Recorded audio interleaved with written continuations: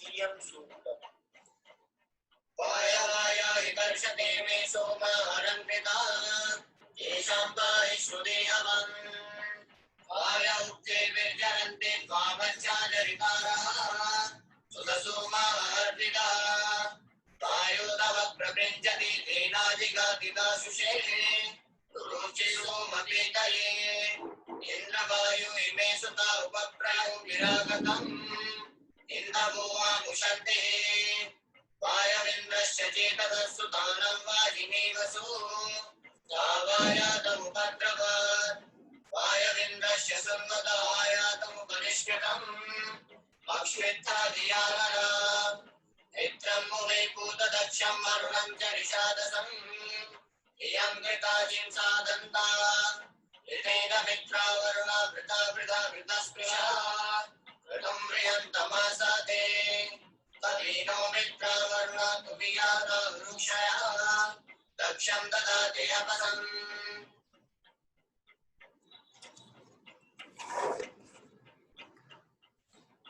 यह ऋग्वेद के प्रथम मंडल का दूसरा सूक्त आज उपस्थित कर रहा हूं। इस सूक्त के सभी मंत्रों का पाठ आपने सुना। इस सूक्त के देवता वायु, इंद्र वायु और मित्रा वरुणों हैं। अर्थात इसमें वायु का वर्णन है, वायु के गुणों का वर्णन है।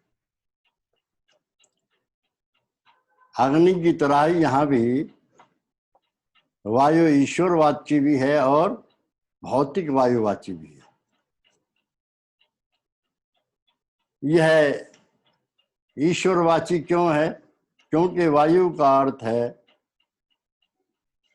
बलवान, बलयुक्त, और सब बलों का बल परमात्मा है।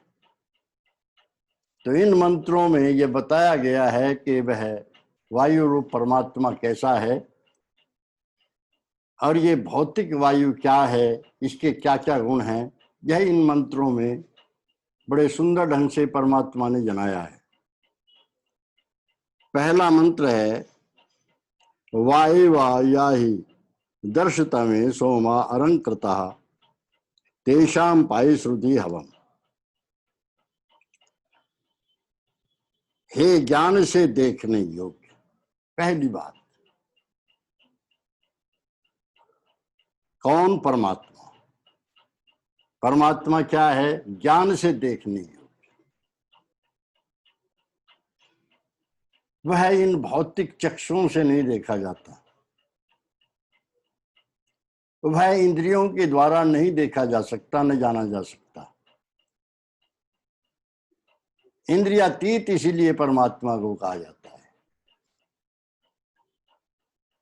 दूसरा क्या है कि वायु अर्थात अनंत बल युक्त, उसके बल का कोई पारावार नहीं।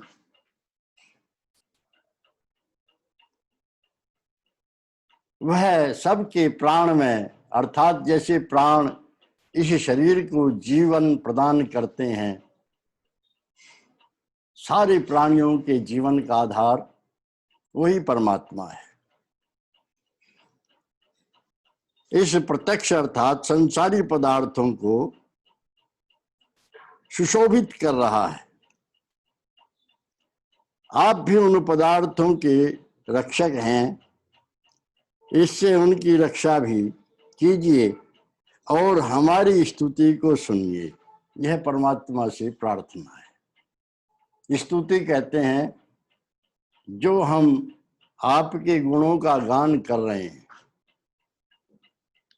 उसको आप सुनिए। यह ईश्वरवाची अर्थ हुआ। ईश्वर के गुणों का वर्णन है कि वह ज्ञान से देखने योग्य है। ज्ञान दो प्रकार का होता है। एक इन ज्ञानेंद्रियों के द्वारा जो हम रूप, रस, गंध, शब्द, स्पर्श आदि का ज्ञान प्राप्त करते हैं, वह इंद्रियजन्य ज्ञान है। दूसरा ज्ञान होता है प्रज्ञा द्वारा ग्रहण किया हुआ। प्रज्ञा कहते हैं रितंबरा बुद्धि को, अर्थात आत्मा जो अपने स्वरूप का और परमात्मा का साक्षात्कार करता है वह आत्मज्ञान कहलाता है।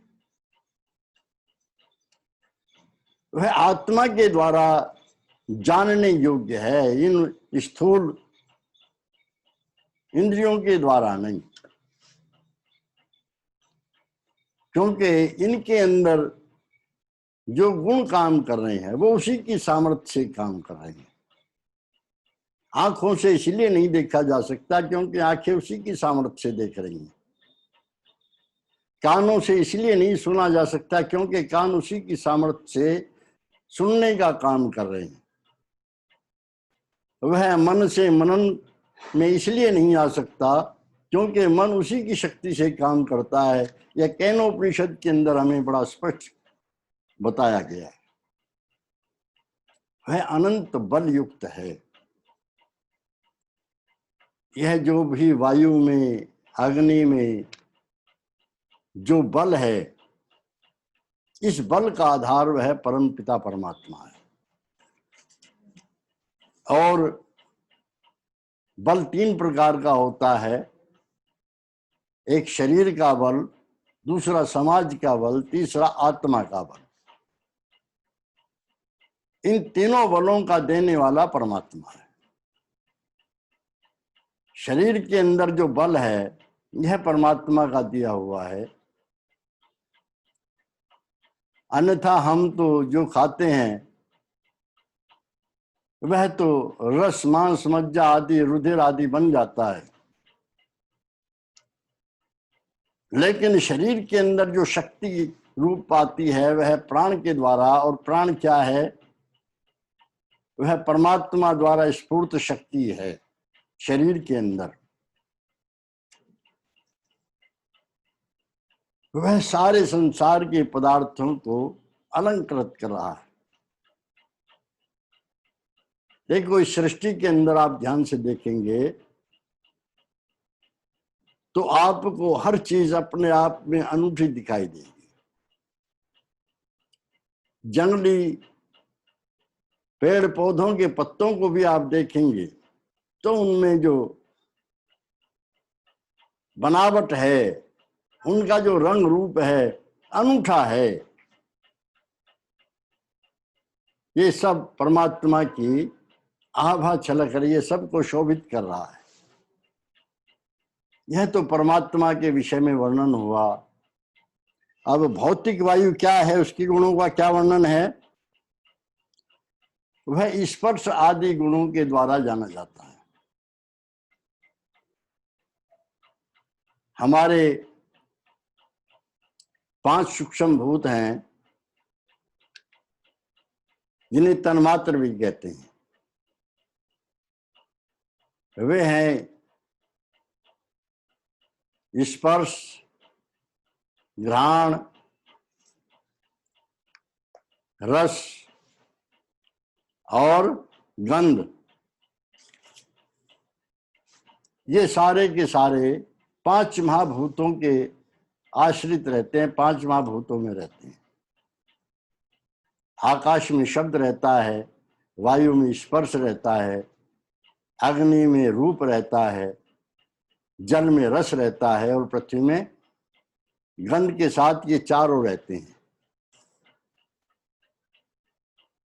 ऐसे ही जल में भी जल के साथ शेष 3 रहते हैं। ऐसे ही अग्नि में अग्नि के साथ वायु का स्पर्श और शब्द भी रहता है। वायु में केवल स्पर्श रहता है। स्पर्श के द्वारा जो जाना जाता है वह वायु है। ठंडा है, गर्म है, यह सब स्पर्श के द्वारा हमारा ज्ञान होता है। तो इसलिए इनका आधार क्या है? वह वायु है। पहला गुण वायु का बताया। दूसरा, सब मूर्तिमान पदार्थों का आधार और प्राणियों के जीवन का हेतु भौतिक वायु है। प्राणियों के जीवन का हेतु। अब आप जानते हैं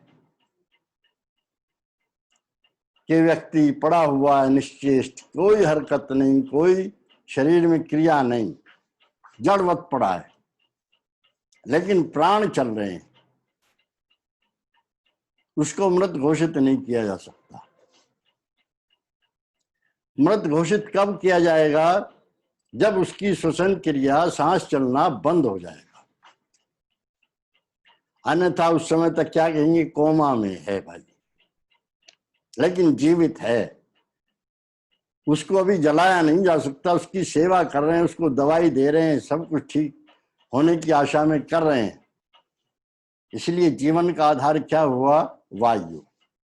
जो प्राण रूप वायु है, वह शरीर में 5 प्राण और 5 उप प्राण के रूप में 10 भागों में बट जाता है।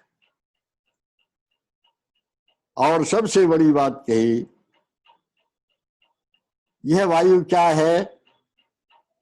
कहने और सुनने का जो व्यवहार है, हम बोलते हैं, हमारी वाणी का यह प्राण ही आधार है। प्राण के द्वारा ही हमारी वाणी बाहर निकलती है।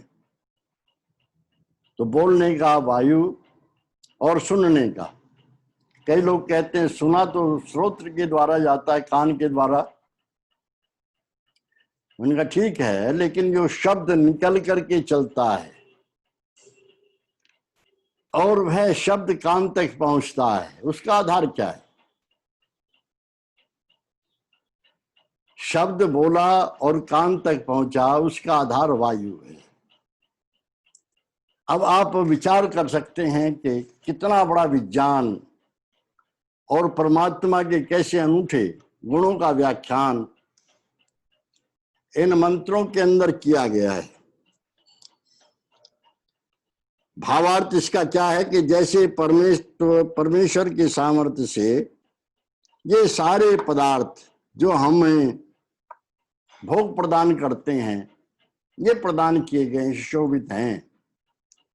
उसी परमात्मा ने यह वायु भी हमारे जीवन का जो आधार है, यह प्रदान किया। दूसरे मंत्र में कहा, हे अनंत बलवान ईश्वर, जो जो विज्ञान रूप प्रकाश को प्राप्त होने, औषधि आदि पदार्थों के रस को उत्पन्न करने, स्तुति और सत्कार के करने वाले विद्वान लोग हैं, वे वेदोक्त स्तोत्रों से आपको साक्षात करने के लिए स्तुति करते हैं। क्या कमाल की बात है! वेद के मंत्रों के द्वारा परमात्मा की स्तुति संभव है। वेद के मंत्रों के अतिरिक्त किसी के द्वारा भी कवि भजन बना लेते हैं, कविता गाते हैं, ना, ईश्वर की स्तुति नहीं हो सकती। ईश्वर की स्तुति तो केवल और केवल मात्र वेद के मंत्रों के द्वारा ही है।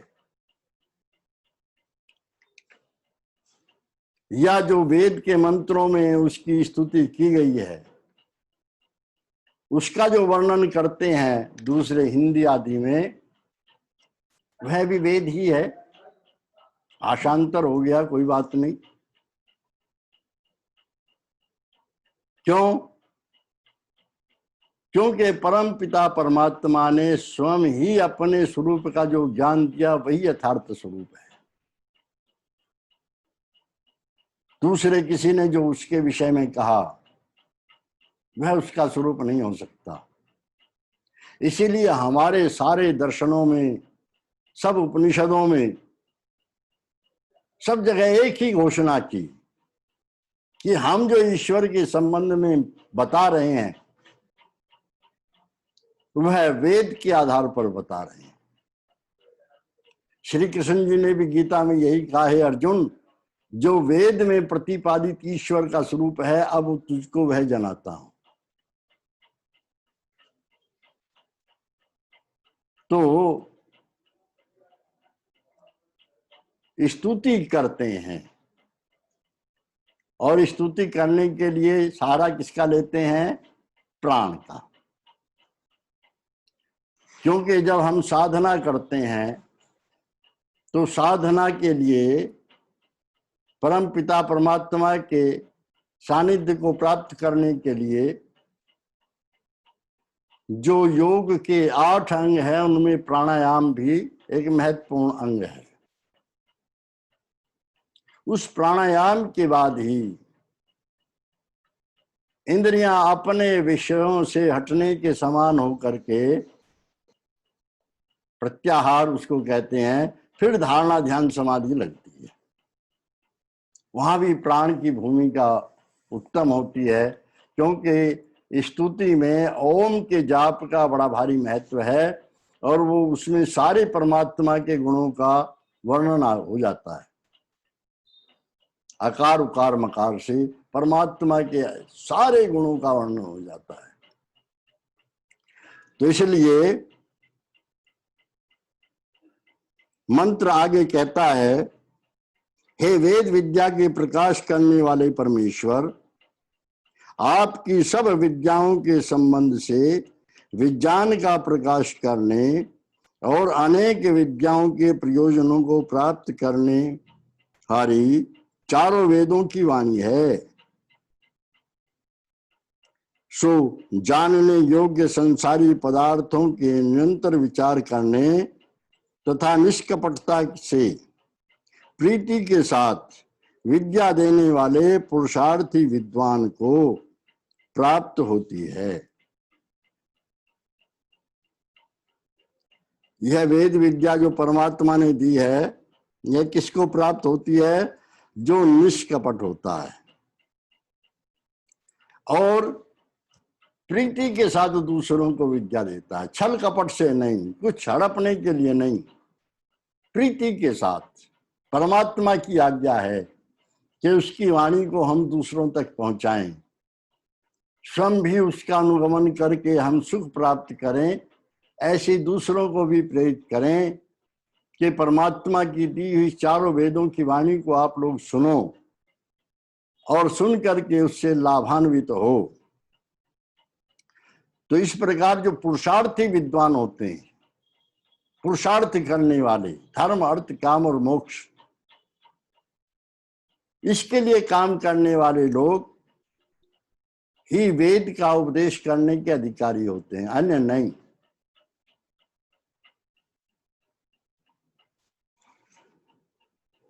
अगले मंत्र में कहा, जैसे प्रत्यक्ष जल क्रिया में है यज्ञ और प्राप्त होने योग्य भोग सूर्य और पवन के योग से प्रकाशित होते हैं।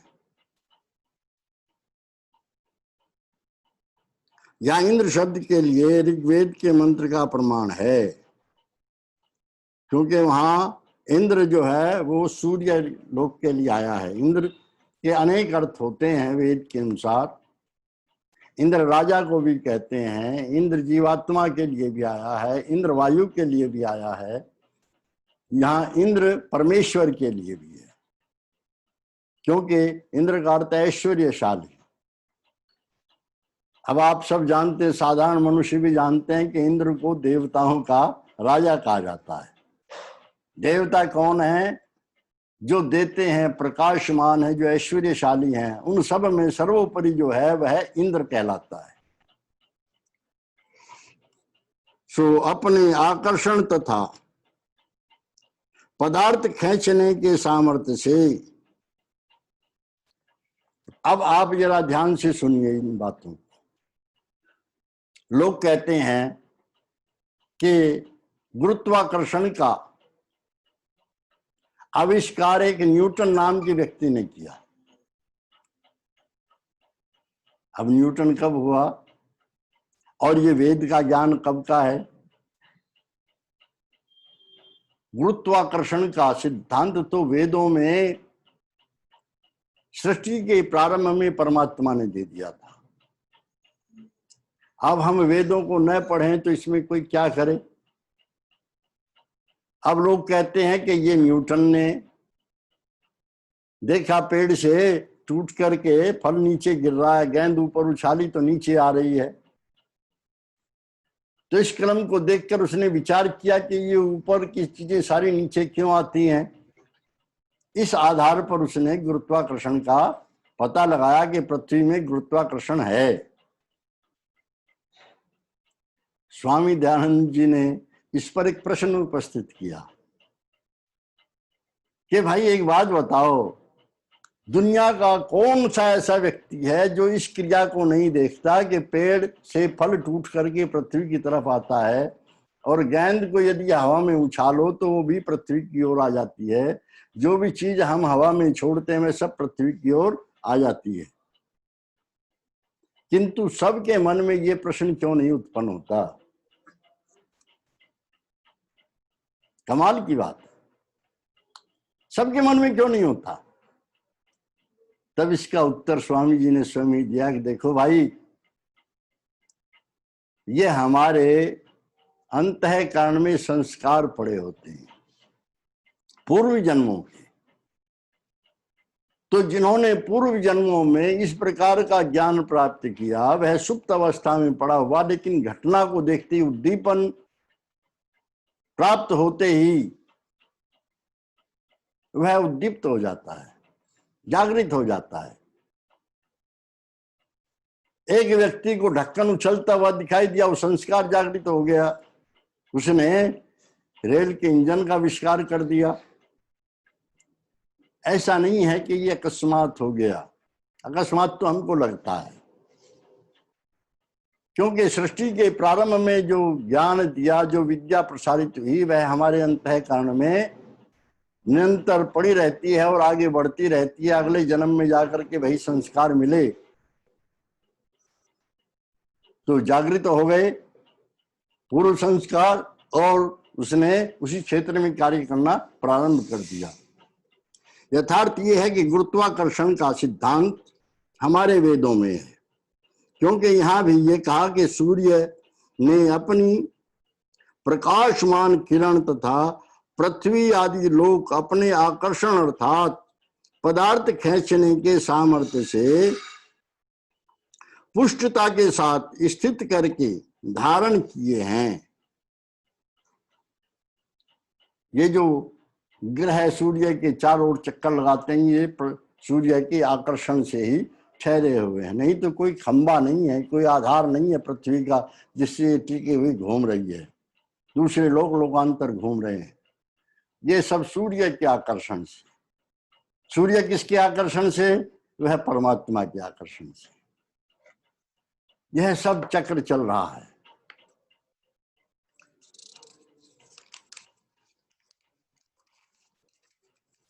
अगले मंत्र में कहा कि ज्ञान स्वरूप ईश्वर आपके धारण किए हुए प्रातः काल के तुल्य प्रकाशमान पूर्वोक्त सूर्य लोक और वायु आपके उत्पन्न किए हुए पदार्थों का धारण और प्रकाश करके उनको जीवों के दृष्टिगोचर करते हैं।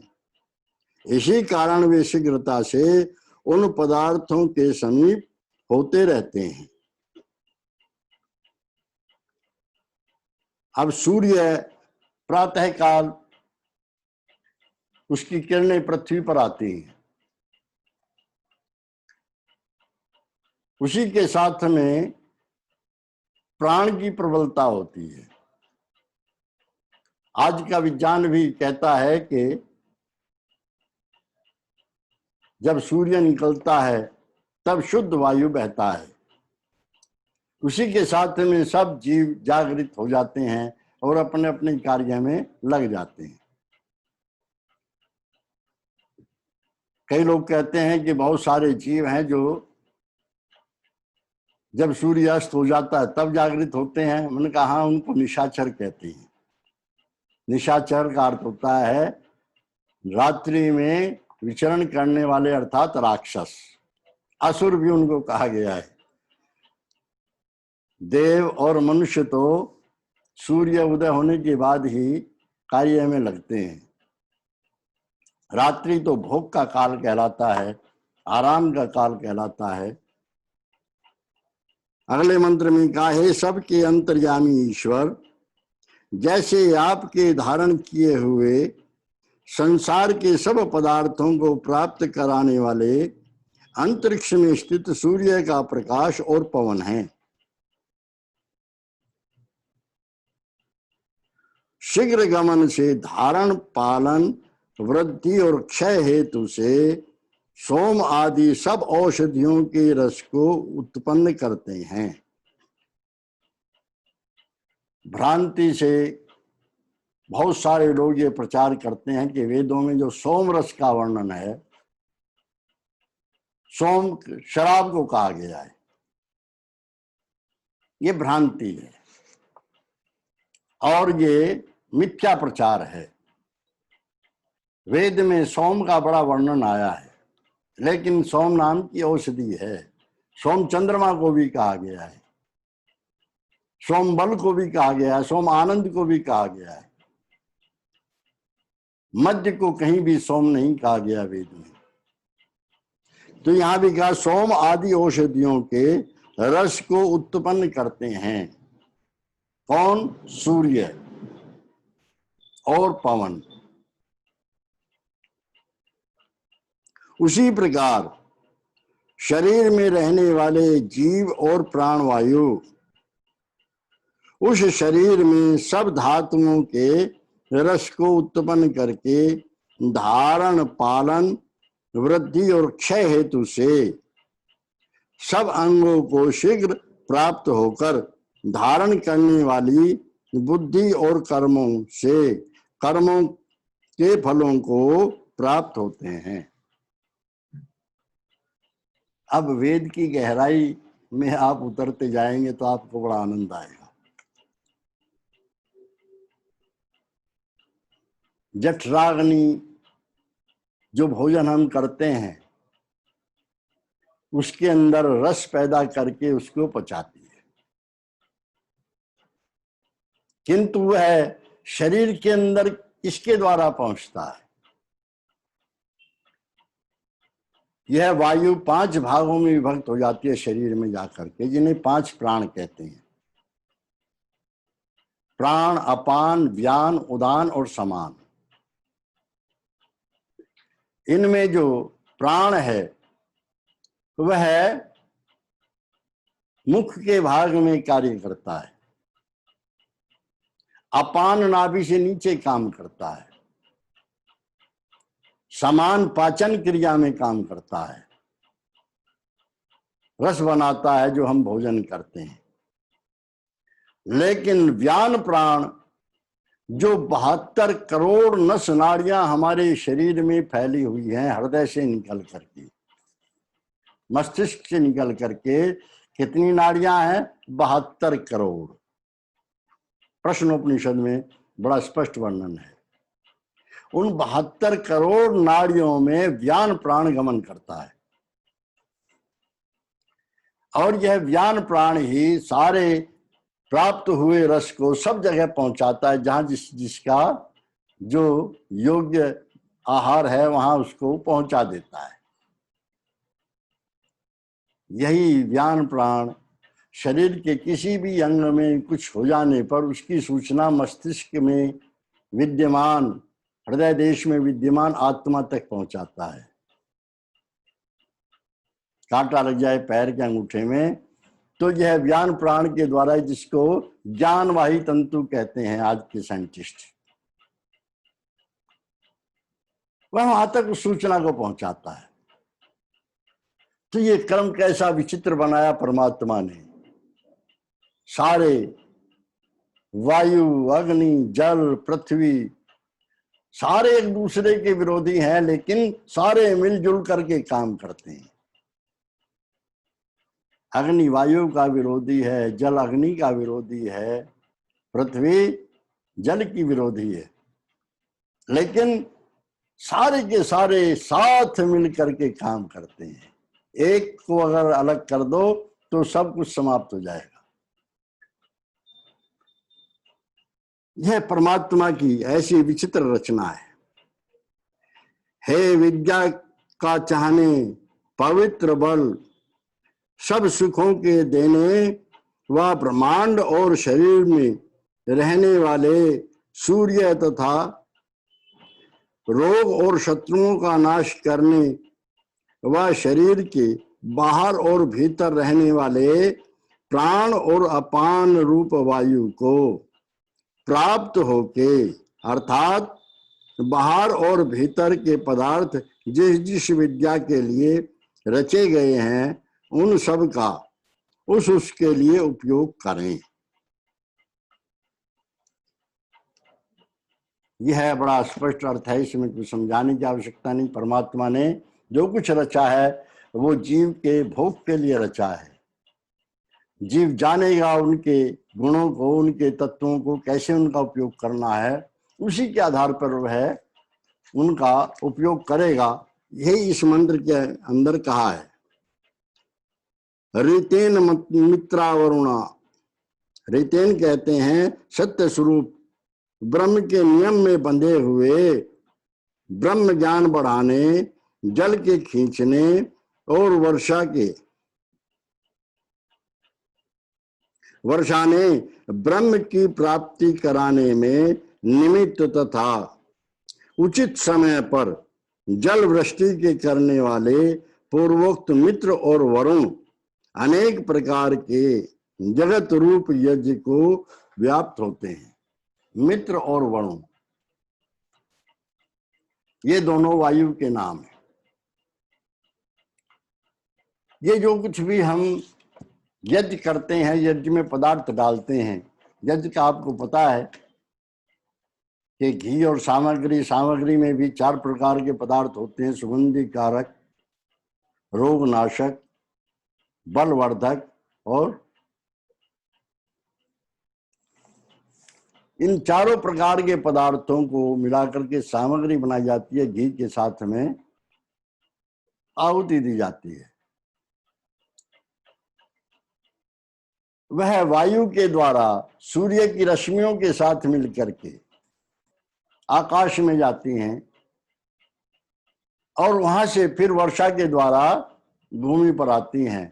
इससे सारा का सारा प्राणी जगत उनसे उत्पन्न हुए वनस्पति, औषधि, अन्न आदि को ग्रहण करके जीता है। तो इसीलिए यज्ञ को सबसे श्रेष्ठ कर्म कहा गया है। तो वह भी इनके द्वारा ही संभव होता है। और ये सारा का सारा ब्रह्मांड परमात्मा के सत्य स्वरूप संकल्प में बंधा हुआ है, उसके नियमों में बंधा हुआ है। कुछ भी अनायास नहीं है, कुछ भी अपने आप नहीं घटित होता है। परमात्मा के नियमों में सब कुछ बंधा हुआ है। इस सूक्त का अंतिम मंत्र है, कविनो मित्रा वरुणा तुवे जाता और क्षमा। जो अद्भुत कारणों से उत्पन्न और बहुतों में प्रसिद्ध संसार के बहुत से पदार्थों में रहने वाले दर्शनादि व्यवहार के हेतु पूर्वोक्त मित्र और वरुण हैं, वे हमारे बल तथा सुख व दुख युक्त कर्मों को धारण करते हैं। जो भी हम कर्म करते हैं वह इंद्रियों के द्वारा करते हैं। इंद्रियां किसके द्वारा करती हैं? शरीर के आधार से भी काम करती हैं। शरीर का आधार क्या है? अन्न है। अन्न से क्या मिलता है? बल मिलता है। तो इस प्रकार से सारे कर्मों का आधार बल हुआ। बिना बल के कोई कर्म नहीं हो सकता और बल नाम वायु का है। तो यह वायु सबसे प्रिय मित्र है और यह अग्नि जो वायु के साथ मिलकर के सबका हित करती है, यह वरुण है, श्रेष्ठ है। तो इस प्रकार इस सूक्त में वायु के गुणों का वर्णन है। वायु ईश्वर के अर्थ में भी है, वायु भौतिक वायु के अर्थ में भी है। इस प्रकार से हर पदार्थ के गुणों का वर्णन सूक्त में बड़े विस्तार से परमात्मा ने किया है, जिसको जान करके हम उसका उपयोग करके सुखों का लाभ प्राप्त करें, यज्ञ आदि शुभ कर्म करें, उपासना आदि कर्म करें, परमात्मा की भक्ति करें। कैसे करेंगे सब इन मंत्रों में आगे बताया जाएगा। ओम शांति।